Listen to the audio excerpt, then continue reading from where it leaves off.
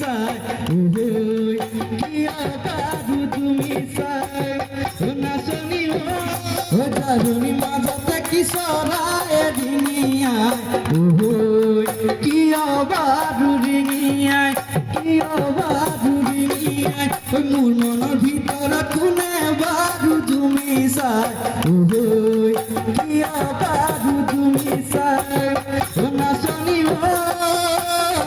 নাচনি তোৰ মনৰ ভিতৰত কাৰেনো ছবিটি মোৰ মনৰে আশাবোৰ তই নুবুজানো বহি ৰাগ ৰঙালী বিহু উদযাপন কৰিছোঁ। গতিকে আমাৰ খুব ভাল লাগিছে এনেকুৱা এটা আয়োজন হৈছে। প্ৰথমে মহাবিদ্যালয়ৰ অধ্যক্ষ মহোদয়ক ধন্যবাদ জনাইছোঁ, লগতে ITSC কোঅৰ্ডিনেটৰ ছাৰকো ধন্যবাদ জনাইছোঁ আৰু ল'ৰা ছোৱালীখিনি একদম খুব আগ্ৰহেৰে ওলাই আহিছে। বহুখিনি ল'ৰা ছোৱালী আহিছে। কাইলৈৰ পৰা যিহেতু বন্ধ, আমি ভবা নাছিলোঁ ইমানখিনি ল'ৰা ছোৱালী হ'ব বুলি, কিন্তু উলহ মালহেৰে সকলোৱে সাজি কাচি ওলাই আহিছে। খুব ভাল লাগিছে।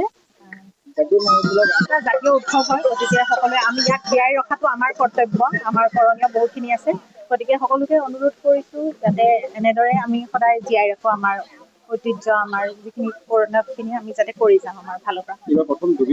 এইটোতো খুবেই দুখৰ কথা। জুবিন গাৰ্গৰ কথা, তেওঁ আমাৰ প্ৰাণৰ শিল্পী, তেওঁৰ কথা আমি যেতিয়াই মনত পেলাওঁ আমাৰ খুবেই দুখ লাগে। গতিকে তেওঁৰ অবিহনে আমি প্ৰথম বিহু পাতিবলৈ ওলাইছোঁ, সেইটোতো অত্যন্ত মৰ্মান্তিক কথা। তথাপি তেওঁ হয়তো য'ত আছে, তেওঁ যদি চাই আছে, তেওঁ নিশ্চয় বিচাৰিব মানুহখিনিয়ে যাতে সেই আনন্দখিনি সদায় বজাই ৰাখক। গতিকে তেখেতৰ আশীষ লৈ পেলাই আমি আগবাঢ়িছোঁ বুলি